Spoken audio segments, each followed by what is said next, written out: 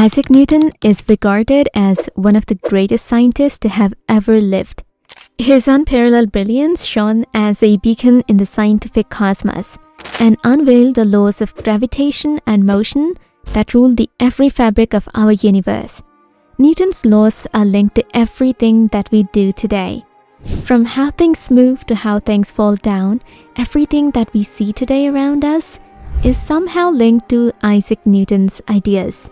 Even centuries after his death, scientists rely on his theories of motion and gravity to find answers.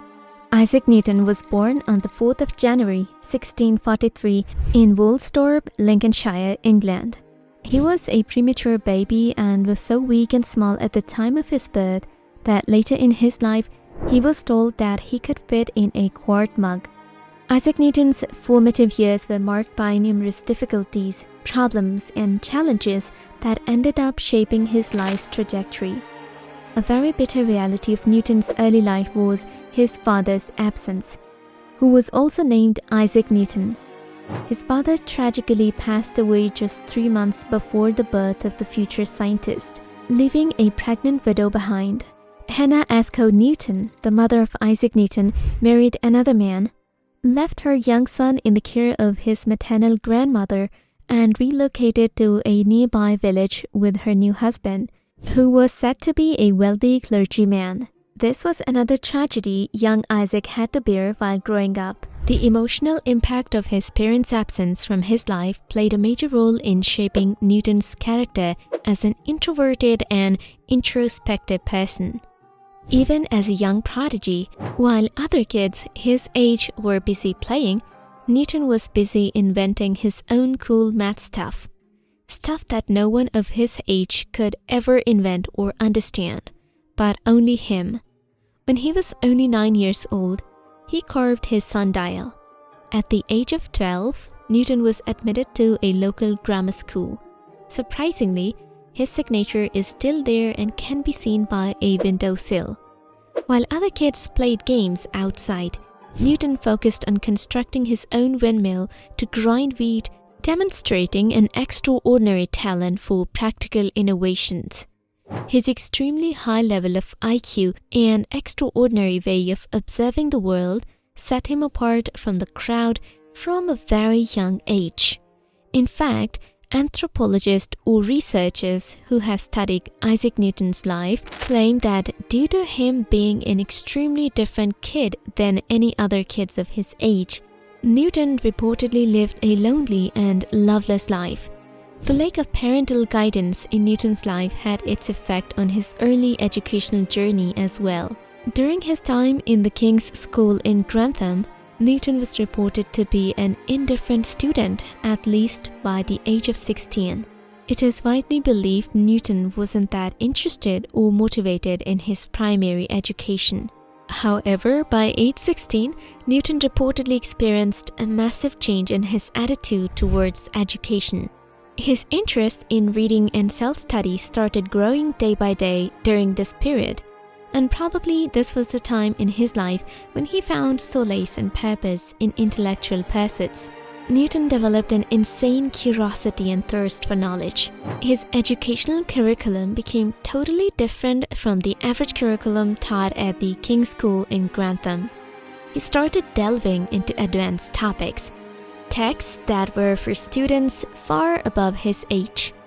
He started moving on the path of self-directed learning, a habit that would ultimately put him on the trajectory to scientific greatness. Isaac Newton entered the University of Cambridge, his alma mater, in the year 1661. Upon his arrival, he was allocated to Trinity College, a renowned college within the university. It was during this time at Cambridge University that his passion for learning and his exceptional mathematical abilities became very apparent. Legend has it that Newton used to study 16 to 18 hours daily. He was a workaholic and religiously used to study classical texts, including works by renowned mathematicians like Euclid. One of the most challenging times in Newton's life was the year 1665. An extremely deadly plague had swept through England, And due to the risk of infection, universities were closed, and everyone, including Newton, had to go into self-implemented quarantine. Although these years are considered one of the deadliest periods in human history, as this plague killed more than 68,000 people in London that year alone, this period is also referred to as the Year of Wonders or Annus Mirabilis because of the profound discoveries by the young scientists. The very first major discovery of Newton was calculus. During the research, Newton would often get stuck while solving a specific problem in mathematics and physics.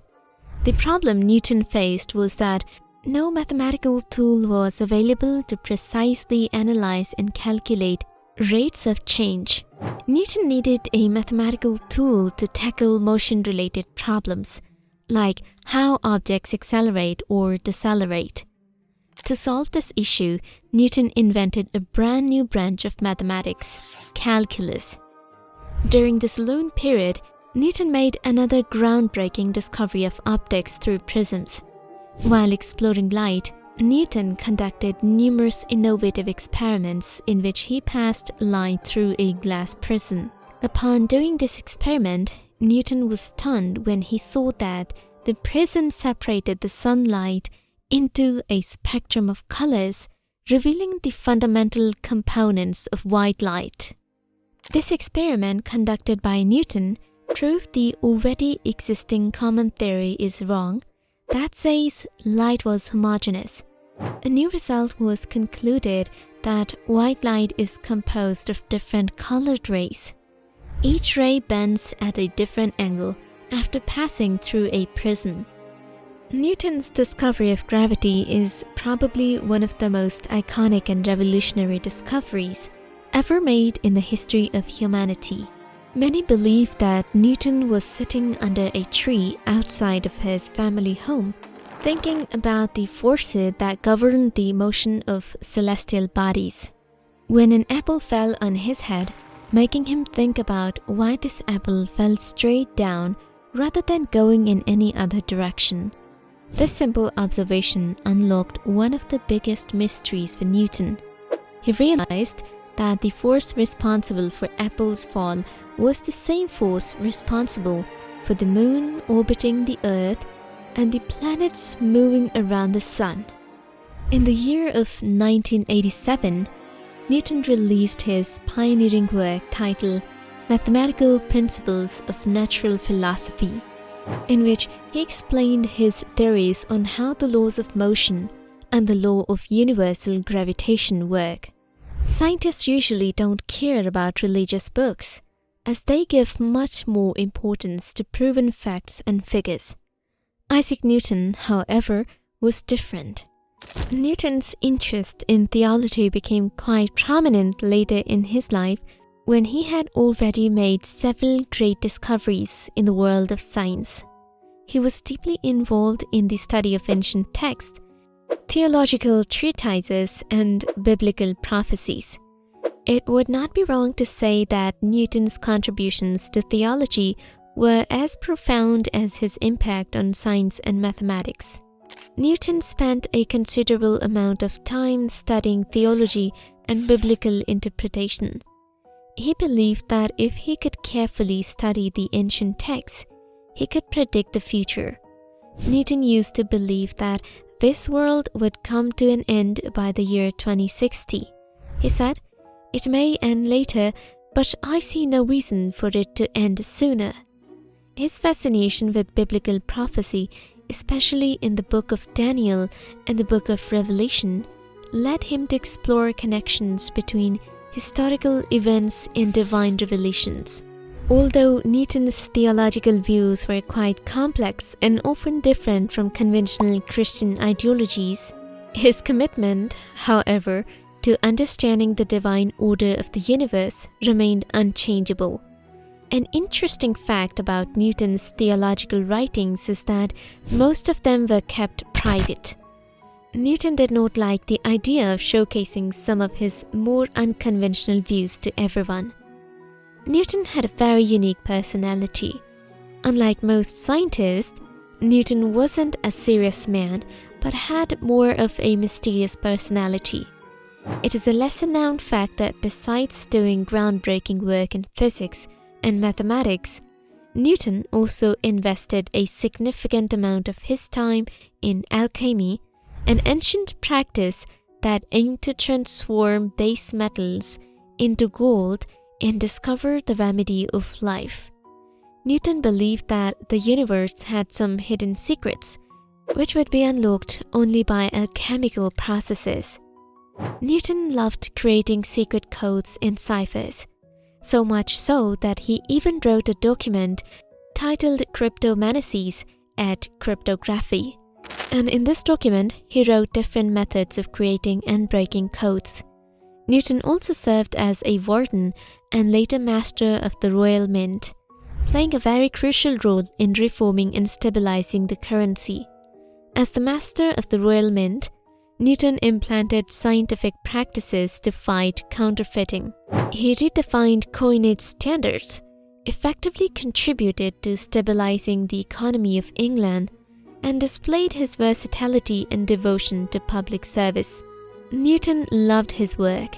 He was a workaholic and a dedicated person who always gave his 100% in whichever job was assigned to him.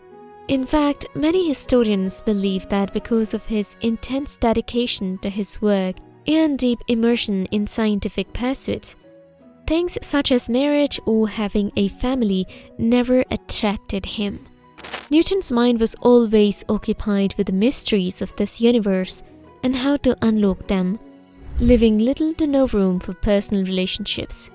In 1705, Queen Anna of England knighted him during her royal visit to the University of Cambridge, making him Sir Isaac Newton, a legacy Newton had always wanted.